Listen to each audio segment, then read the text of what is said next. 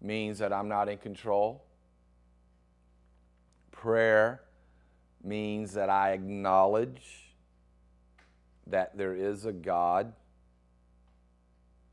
who is in control of my life. I have to humble myself and realize I'm not in control. Though it might seem like He allows me to be in control, I really am not.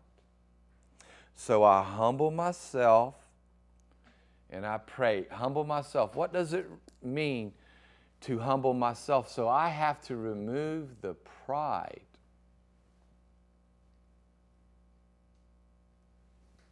See? The pride.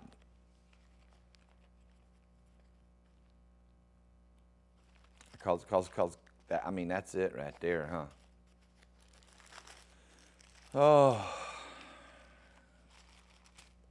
Got to remove the pride. In James chapter 4, verse 6, it says, "But He gives more grace, therefore He says, God resists the proud, but gives grace to the humble." Now, He says, humble yourself and pray. And so if He resists the proud and gives grace to the humble, so if we don't walk in love, and if we don't humble ourselves and pray via on our knees or via face to the pavement or via face to the ground, what have you, then what we're doing is we are resisting God. And thus God resists us. So it's like two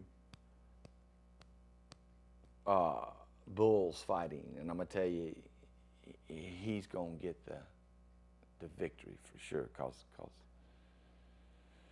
God always wins. I mean, He just does. Verse 7, therefore submit to God, resist the devil, and he will flee from you. So,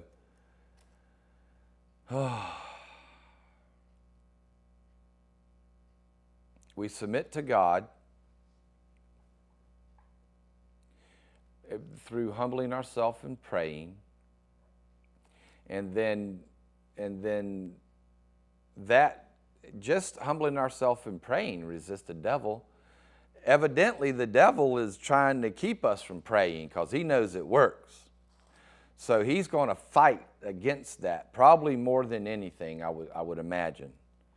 Because prayer is the most powerful weapon that a child of God has in the arsenal of the Bible, and in the arsenal of things that God gives us to war with. Prayer is certainly, I mean, you know, we got to have it.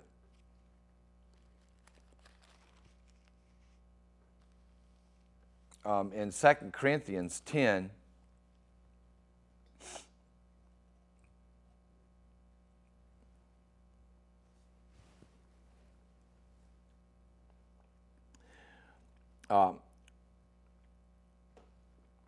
verse 1,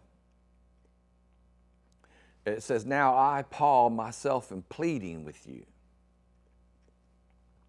by the meekness and the gentleness of Christ." So I'm pleading with you. I, Paul, myself, I'm pleading with you, okay? I'm pleading with you. I'm pleading with you. I'm begging you. I'm begging you by the meekness and gentleness of Christ. Now, here's a man. I'm going to tell you what, he wasn't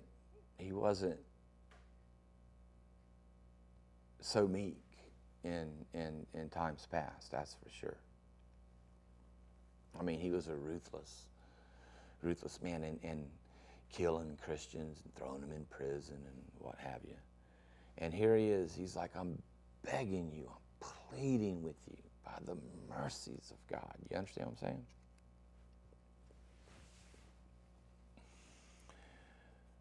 Meekness and gentleness of Christ, who in presence am lowly among you, but being absent and bold towards you. In other words, he's talking about now, when you see me, I'm nothing special, but I am bold. See, that's what he's saying. I'm broken. He says, I'm lowly among you. I'm a broken man. God broke this man.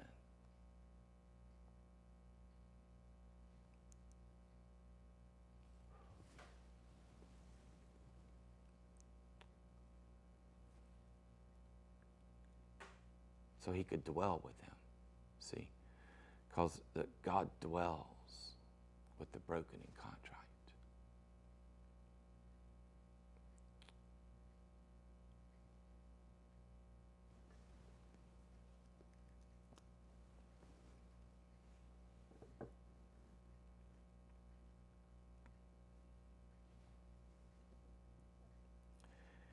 He says, but I beg you,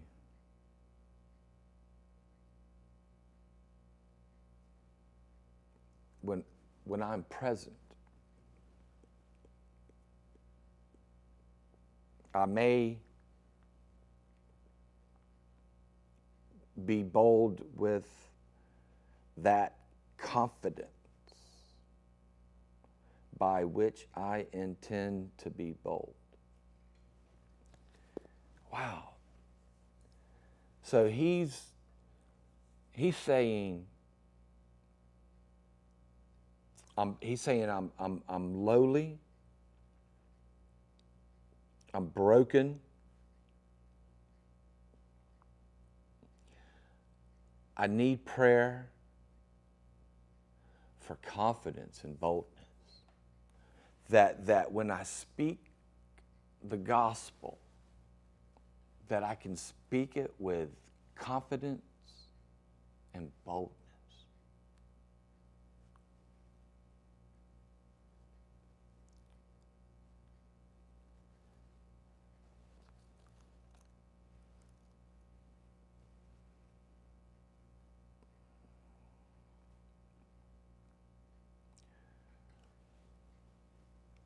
I guess his problem was people thought he was walking in the flesh. They thought he was in the flesh. And he's saying, I need to be bold and confident to those people who think we're walking in the flesh. Because we're not walking in the flesh. We're walking in the Spirit. And I have to be bold and confident to let the folks know, hey, I'm not walking in the flesh right here. I'm walking in the Spirit. You're the one in the flesh. I'm the one in the Spirit.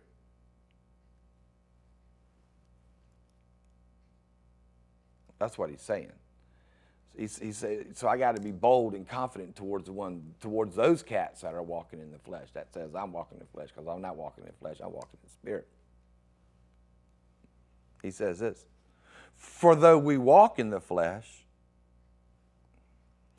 so you can walk in the flesh but not walk in the flesh. I'm in the flesh right now, but I'm not walking in the flesh. I'm walking in the Spirit because I'm preaching spiritual words. You understand what I'm saying? So though we walk in the flesh, we're not in the flesh.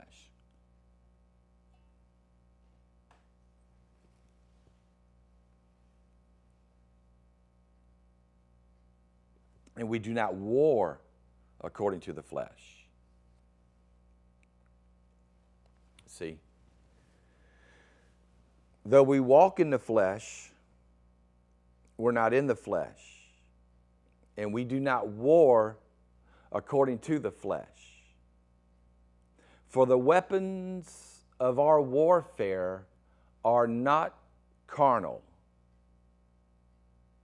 See, the Bible says right here, though we walk in the flesh, we do not war in the flesh. The weapons of our warfare are not carnal. They're not carnal. In other words, God is saying you can go to war without using bombs and bullets and fire to burn people up. Check it out. The weapons of our warfare are not carnal. They're not bombs. They're not bullets. They're not knives. They're not fire. That is not the answer. It is not the answer. We have proven that over and over and over and over and over and over and over, that violence is not the answer to anything.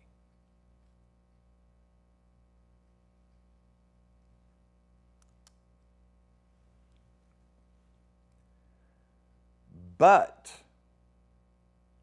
for the weapons of our warfare are not carnal, but mighty in God for pulling down strongholds and casting down arguments and every high thing that exalts itself against the knowledge of God, and bringing every thought into captivity to the obedience of Christ, and being ready to punish all disobedience when your obedience is fulfilled.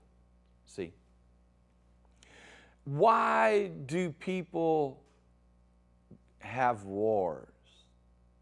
Because of fighting.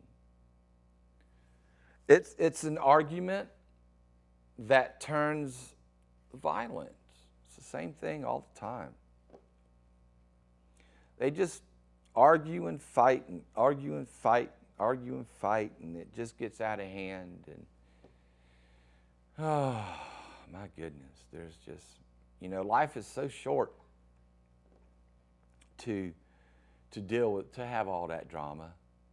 It really is. Look here. If we live 100 years on this earth, okay?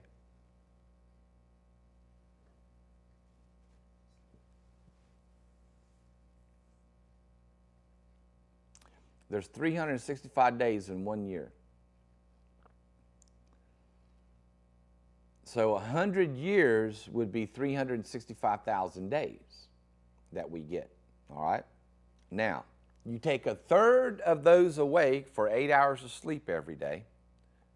So immediately let's just say that cuts 125,000 days off sleeping. A third of our life we sleep away. If we make it to 100, doesn't matter, we still sleep a third of our life away. So we only have 2/3 left.